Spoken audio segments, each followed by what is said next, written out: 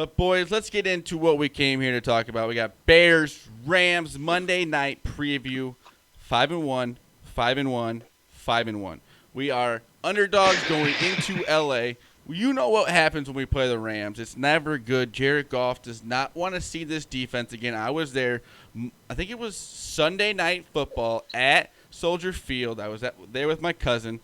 I mean, Jared Goff couldn't have been more scared. He may have been also very cold, but also not playing very well. I think that this team is going to get after this offense. I am excited for this game. Brian, what are your thoughts and your trash cans thoughts also? Yeah, it definitely would have been ideal if this game was in Chicago with the bear weather, but we'll take it in LA. I think this game comes down to whatever offensive line can hold up the longest for a win. But I feel really good about our chances. The trash can's undefeated, so we're gonna go 3-0 with the trash can, 6-1 on the season, and we're ready to roll. Make sure you check out. I like the trash can idea too. It's just grimy, grimy wins. That's what the Bears are getting. Get them dirty. Get the garbage pail wins. Go out, start hitting people. I love the way the defense is playing, and Goff's going to make a mistake. He's going to make a mistake. You've got to capitalize. So whoever it's going to be, Fuller, if it's Jalen Johnson, if it's going to be Eddie Jackson, someone's got to get the big pick. Let's go. Yeah, I mean, would you rather win ugly or lose pretty? That's why we got a rusty trash can off a loading dock. Yes, that's right. I love it. It just symbolizes this Bears season. We love it. If you want to watch Brian's videos, like I said, follow him at Brian Knights 3 on Twitter. He does all the videos before the game, during the game, all that kind of stuff. So make sure you check that out. It's electric content that you need during the Bears game because it's going to be another, I think, tough, grimy win for the Bears. They're going to have to. The defense is going to have to play well. Hopefully, the offense comes to play, and hopefully we get out of there 6-1. We stay in first place in this division. But Maddie, what are your thoughts? Control Aaron Donald to the best of your ability. If you can kind of keep him from dominating the backfield, then you can a lot.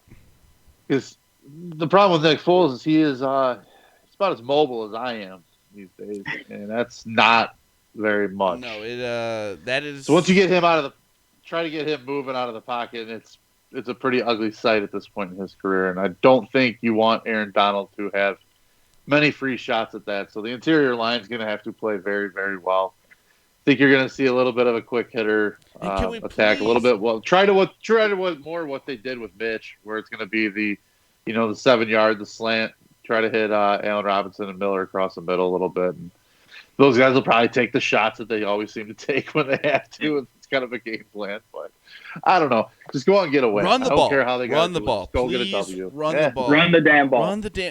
Just get it some momentum.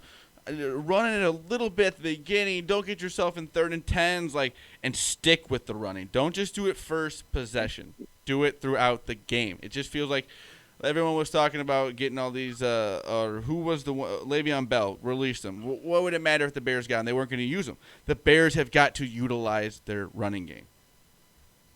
And they got to use David Montgomery, not Cordarrelle Patterson, when running the damn ball. Yes. Especially in between the tackles. Yes. Yeah, I like the mix-up, the occasional, change of pace here and there. But, very one other matchup to look at, too, Jalen Ramsey and Allen Robinson. I'm kind of curious to see how much Ramsey's going to play on him. I would assume a good chunk of the game. So, look for Mooney then. Yeah, Mooney's a good player, dude. And I think he's got a lot of talent when he gets a chance to kind of let loose a little bit. So I think this could be a game for him to step up big. Yes, it is a game for. I'd love if you're going to take anything away from these last few games for the Bears, it is the leadership of Nick Foles is there, and that's what they haven't had in a long time from a quarterback. Even you go back, I love Jay Cutler. The leadership wasn't there in the aspect of him getting into arguments with the coaches about the game plans and the coach listening to him, because it seems like Matt Nagy, whatever you want to say about the guy, he at least is listening to him and kind of being open to stuff.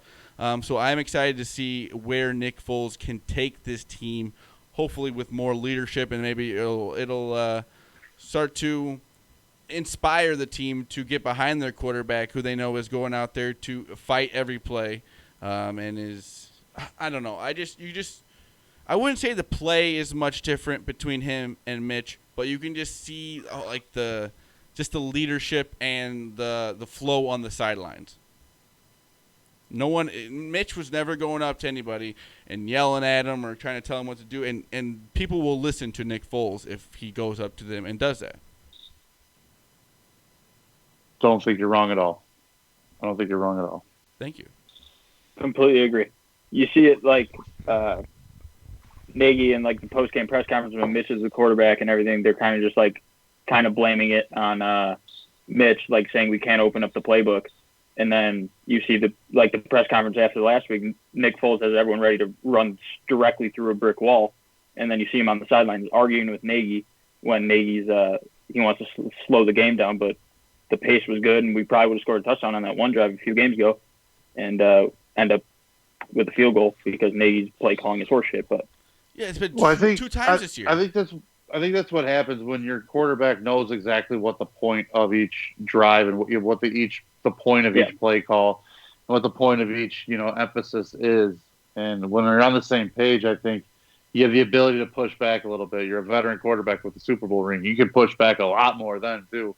So I think it's fair to say Foles is going to have Nagy's voice, or Nagy's ear, I should say. But at some point we're just going to have to go out. You're going to have to go out and beat a good quality team, and that's just the bottom line. Yeah. Whoever it's going to be, if it's going to be Montgomery, if it's going to be Foles, if it's going to be the defense, someone's going to have to make some big plays.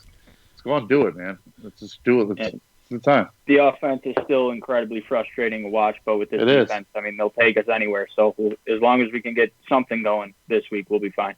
The defense is making me feel all sorts of tingly things from 2018. We just need the offense not to lose us the game, and I think Nick Foles can control, hopefully, them enough to get them to the playoffs and to the promised land. A little bit something I was watching yesterday going down on Twitter. A lot of people throwing out Justin Fields' name because he is kind of maybe projected lower first round, maybe going to the Bears. Because with Nick Foles, it's not a long-term fix for the quarterback, and Mitch will probably go somewhere else. He'll probably maybe get a chance somewhere else, at least a backup. He's not going to be the quarterback with the Bears after this season. What do you guys think about that? Would you guys think that Justin Fields could be a good quarterback in the NFL? Yes. Far enough.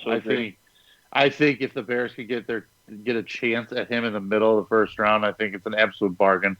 I think it's going to be about 2-3 weeks, and anything but second behind Trevor Lawrence, I think, is where you're going to see him when it's all said and done. This guy has an unbelievable amount of talent, ridiculous arm. He's got the right frame. He seems to be a really, really smart quarterback, and he's playing with studs right now, so he already knows what that's going to be like. He knows how to rely on talent, and you can't undersell that. I'm all for it. I just hope he drops to them. Instead, if he's as good as you're saying, hopefully we can at least get him. I think unfortunately it's probably going to be wishful thinking at this point to be able to get a guy like that.